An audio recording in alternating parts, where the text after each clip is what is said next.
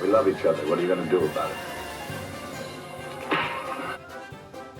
Johnny, Star Trek. What a great series that was. They don't make them like that anymore. Oh yeah, it was a great series, Johnny. But you know, it hasn't stood the test of time all that well. In fact, I'd go as so far as to say that Star Trek got it wrong. Wrong? How so? Yeah, got it wrong. There's not even bloody mobile phones. They're supposed to be a couple of 100 years in advance of us, and they haven't even got a fucking mobile phone. And they don't even mention the internet. Yeah, they were just around the corner, for Christ's sake. But Johnny, Captain Kirk and Spock and all that, they went boldly where no man had bloody well gone be. Yeah, they're still banging around on boxy-looking computers, pressing buttons and doing all that sort of shit. And they all get around calling each other bloody sir and commander and all that sort of bull crap. That's just not going to happen. Outpost 4 reported under attack, sir. Yeah, they got doors that slide and they got little radio bloody things on the wall. They can call the captain on the bridge. After a transporter glitch, Kirk, Scotty, McCoy, and Uhura find themselves in a parallel pirate universe.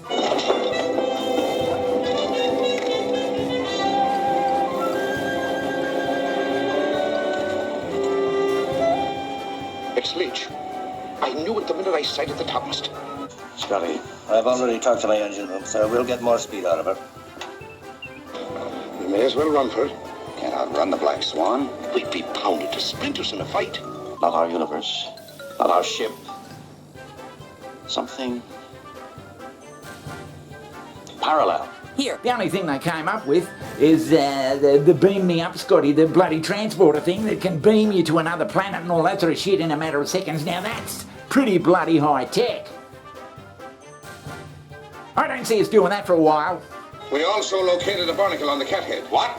There's something disquieting about these creatures. Oh? Don't tell me you've got a feeling. Don't be insulting, Doctor. I've got a feeling. It's me too. Killers! Assassins! I won't let you. I'll kill you first. I won't let you. But Johnny, they had to make a bloody TV show, for Christ's sake. They couldn't just say, no, we're not going to make a TV show because it won't be realistic. I mean, they wanted to make some fucking money.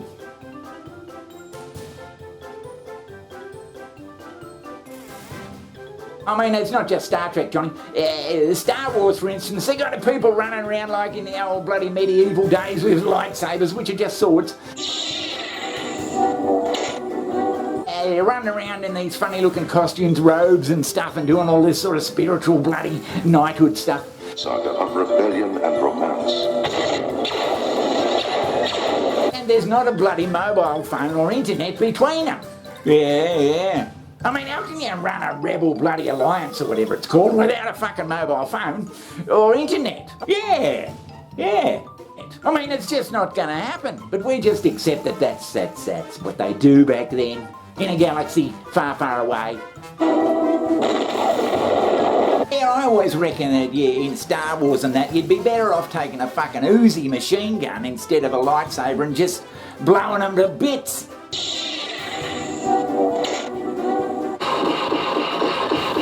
So if mobile phones and the internet and all that, Johnny, were just around the corner, then who knows what's just around the corner for us? Here we are getting around in this bloody thing, still celebrating Christmas and all that sort of stuff, driving cars and all that. In 23 years' time, maybe, there may be something developed so fundamentally earth-shattering, so bloody human life-changing, that things will never be the same.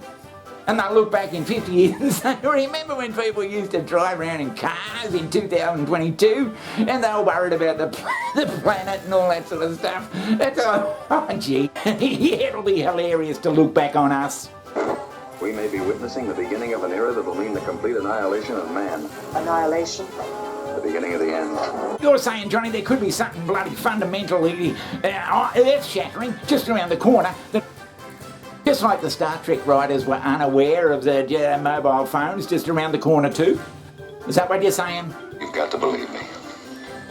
A truly advanced planet wouldn't use force. They wouldn't come here in strange alien forms. The best of all possible methods would be to take human beings to their world, train them for generations until they're needed here. Mr. Seven, Holy shit! Visionary thinkers who earned their power through sheer intellect. So, does it matter? Or what's the purpose of your bloody argument?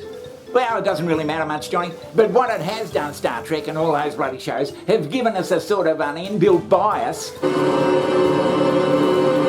as to how we're going to travel to the stars and what bloody aliens may look like.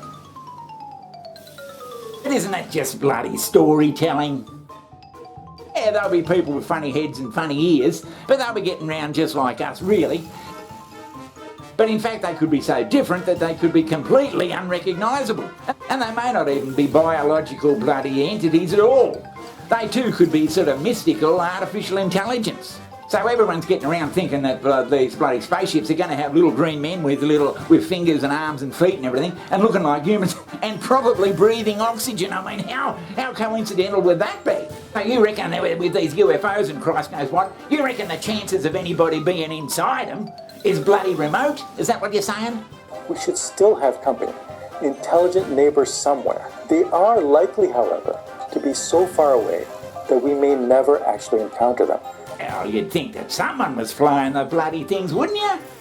Seth Shostak, astronomer at the SETI Institute, believes that our first encounter with aliens will likely not be with carbon-based life, but silicon-based life. He says that because he believes that our first close encounter will not be with biological creatures, but with their highly intelligent machines or probes that use silicon chips for processors. They would have sent these out to the far reaches of the galaxy. This makes sense if you consider that this is also the likely evolution of us here on Earth.